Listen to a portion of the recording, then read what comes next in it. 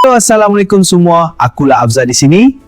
Topik apa hari ini? Bangun, bangunlah bangsaku, jangan tunduk, jangan layu. Bangkit waris perwira dulu. Assalamualaikum tuan-tuan. Adakah tuan-tuan tahu laporan kertas putih Felda yang bertajuk Ke Arah Kelestarian Lembaga Kemajuan Tanah Persekutuan telah dibentangkan di Dewan Rakyat pada 10 April tahun 2019. Laporan ini mendedahkan masalah krisis kewangan, punca ketirisan dan plan pemulihan agensi berkenaan.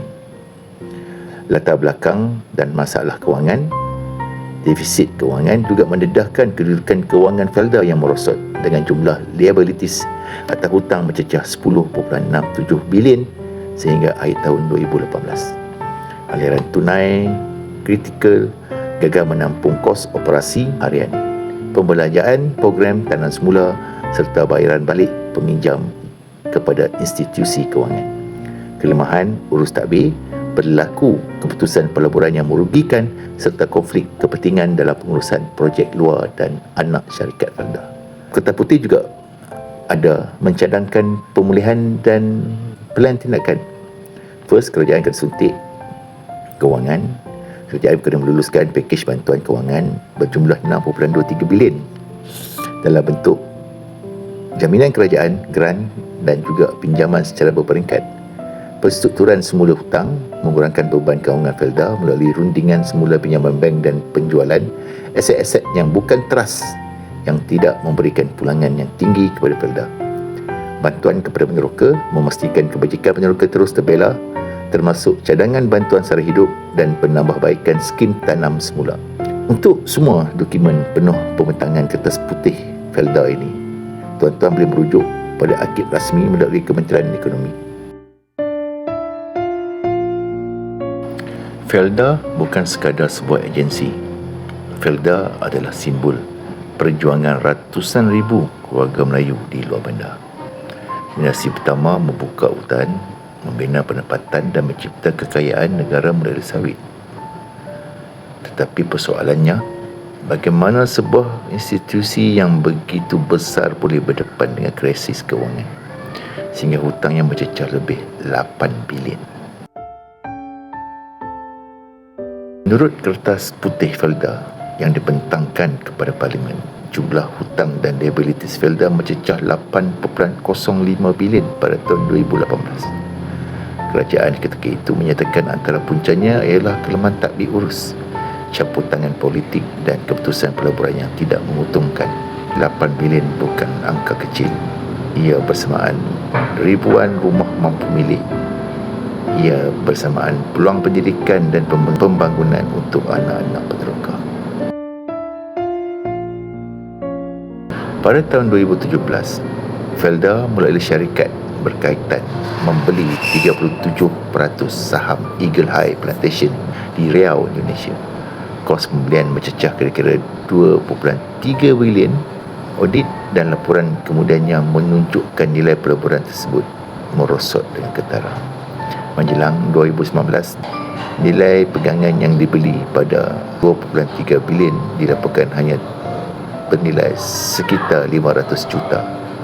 Ini bermakna kemerosotan nilai sekitar 1.8 bilion. Soalannya, mengapa pelaburan berisiko sebesar itu diluluskan? Siapa yang meluluskan? Adakah tak ada kajian sebelum buat pelaburan? Audit forensik Ernst & Young menyiasat 8 transaksi utama Felda dan FIC. Dapatan audit menunjukkan kerugian atau penjejasan nilai aset mencecah 2.2 bilion, bersamaan kira-kira 50% daripada nilai asal pelaburan. Antara projek yang disiasat ialah Eagle High Plantation, Grand Plaza Kensington, London, Grand Plaza Service Apartment, Kuala Lumpur Vertical City, Felda Wellness Corporation. Audit forensik turut mendapati Hotel Park City Grand Plaza Kensington di London dibeli pada harga sekitar 331 juta. Namun nilai pasaran ketika itu dilaporkan sekitar 128 juta sahaja. Mana pergi hilangnya duit? Perbezaan melebihi 200 juta. Audit juga menyatakan pembelian tersebut dibuat tanpa kelulusan penuh yang sepatutnya. Apabila institusi menanggung hutang berbilion ringgit, yang menerima kesannya bukan hanya pengurusan. Yang menerima kesannya adalah peneroka serta anak-anak peneroka. Yang menerima kesannya ialah generasi kedua Felda, generasi ketiga Felda. Patutnya menikmati hasil pembangunan tanah rancangan. Tetapi mereka masih berani duduk berjanjikan Intan dan Permata, sedangkan selama ini yang merosakkan Felda adalah mereka. Kena renungkanlah. Isu sebenar bukan sekadar angka. Isu sebenar ialah amanah. Setiap ringgit yang hilang bukan milik ahli politik. Setiap ringgit itu datang daripada hasil titik peluh peneroka. Sejarah akan menghakimi siapa yang menjaga amanah dan siapa yang mensia-siakannya. Felda mesti terus dipulihkan, bukan demi politik tetapi demi maruah peneroka dan masa depan generasi seterusnya. Felda wajib dipulihkan demi maruah perjuangan orang-orang Melayu.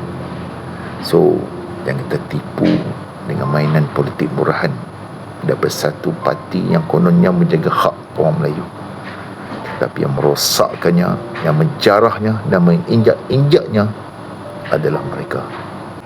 Tuan-tuan, tak ada DAP dalam Felda, tak ada PH dalam Felda sebelum ni. Felda ini dijaga, dijarah dan dirosakkan oleh satu parti yang hanya 22 bulan jadi pembangkang. Daripada detik kemerdekaan sampai ke hari ini, mereka adalah orang yang diberi amanah untuk menguruskan Felda. Jangan melakukan kesilapan. Melakukan kesilapan kali pertama itu memang kekilafan ataupun memang ditakdirkan untuk silap.